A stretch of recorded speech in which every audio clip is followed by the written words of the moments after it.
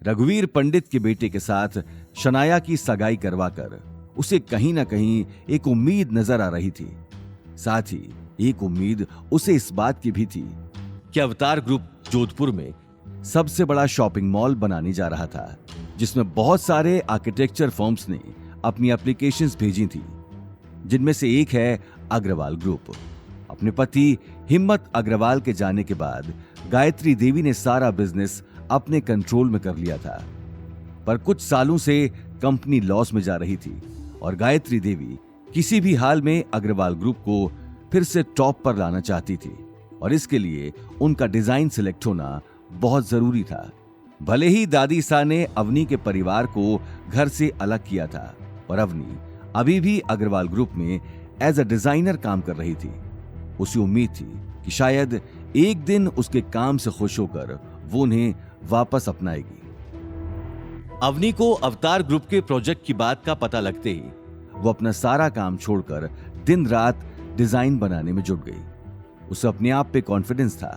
After all Mumbai के top college से अवनी ने आर्किटेक्चर की पढ़ाई में टॉप किया था और उसका सपना था कि उसे एक दिन दादी सा अग्रवाल ग्रुप का डिजाइन डायरेक्टर बनाएंगी। अगर अवतार ग्रुप प्रोजेक्ट में अवनी का डिजाइन चुन लिया गया तो उसे अग्रवाल ग्रुप का डिजाइन डायरेक्टर बनने से कोई नहीं रोक सकता था।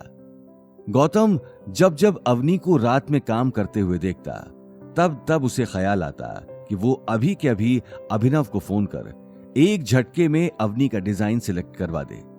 पर अवनी के डिजाइन को देखकर उसे कॉन्फिडेंस था कि अवनी का ही डिजाइन सिलेक्ट होगा और वो बिना वजह अवनी की सेल्फ सक्सेस के रास्ते में नहीं आना चाहता था। और इसलिए डिजाइन सिलेक्शन मीटिंग के दिन गौतम सिर्फ अवनी को दही शक्कर खिलाकर ऑल द बेस्ट कहते हुए उसे अग्रवाल ग्रुप ड्रॉप करता है और इस प्लानिंग में लग जाता है कि अवनी जब शाम को वापस घर लौटेगी तो वो कैसे उसकी जीत को सेलिब्रेट करेगा। वहीं अवनी भी कॉन्फिडेंट थी कि आज शायद दादी सा के मन में उसके प्रति जो गुस्सा था वो डिजाइन देखकर दूर हो जाएगा। कॉन्फ्रेंस रूम में सभी लोग अपने अपने डिजाइन लेकर आ चुके थे। अवनी गायत्री देवी के पास चली जाती है। दादी सा, मेरा डिजाइन। गायत्री देवी अवनी के हाथ से डिजाइन लेकर देखने लगी। ठीक है, वहां बैठ जाओ। गायत्री देवी ने बड़ी सी चेयर के चारों तरफ लगी कुर्सियों में से एक कुर्सी की तरफ इशारा कर दिया। अवनी ने जैसे ही मुड़कर उस कुर्सी पर नजर डाली, उसके पैरों तले जमीन खिसक गई। सामने नील बैठा था, जिसकी आंखों में अब तक बदले की आग भड़क रही थी। अवनी ने एक पल रुककर गहरी सांस ली और अगले ही पल उसके पास जाकर बैठ गई। अवनी, तुम क्यों यहां अपना टाइम बर्बाद करने आई हो? इससे अच्छा तो तुम अपने उस सुमेर पैलेस के आशिक से कहती तो वो तुम्हारा डिजाइन एक झटके में सिलेक्ट करवा देता। ज्यादा से ज्यादा क्या होता, तुम्हें उसके साथ एक रात ही तो गुजारनी पड़ती। मेरी छोड़ो, भूलो मत सिर्फ दादी सा की वजह से ही तुम इस कुर्सी पर बैठे हो, वरना तुम ये जगह डिजर्व नहीं करते। तुम्हारा आर्किटेक्ट और डिजाइनिंग से दूर दूर तक कोई लेना देना नहीं है। नील ये बात सुनकर अपने आसपास देखने लगा।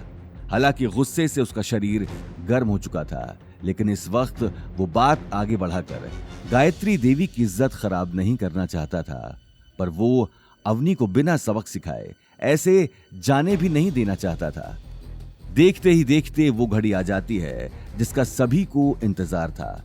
कॉन्फ्रेंस रूम में अवनी और घर में गौतम दोनों बेसब्री से इंतजार कर रहे थे उस पल का जब गायत्री देवी अवनी का नाम लेगी।